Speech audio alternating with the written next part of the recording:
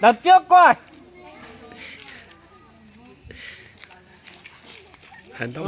Được. Linh Cú vẫn còn nhớ động tác này à. Ý chọn gì hết nào? Nhưng mà cái chống đẩy ấy, chống đẩy thế nào? Chống đẩy 15 cái. Thôi được, để cháu hồi tiếp. Cho cái hái liệu nào. Nghiêng.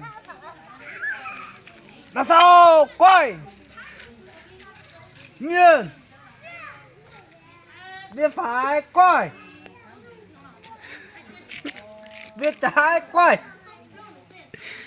Đằng sau, quay. Được. Vẫn còn nhớ ấy. Cách cầm súng là cầm như thế nào? Nằm yên, nằm xuống. Ở đâu? Nằm ở dưới để cầm súng. Đấy, bò. Bò đi. Đi. Chuẩn bị đi.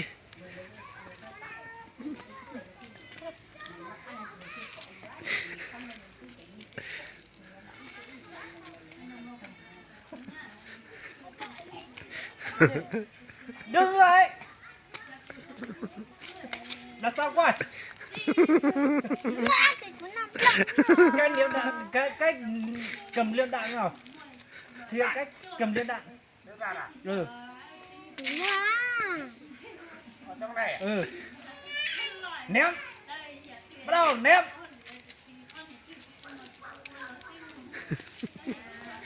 Ném. Đàn ông nhá, đàn ông.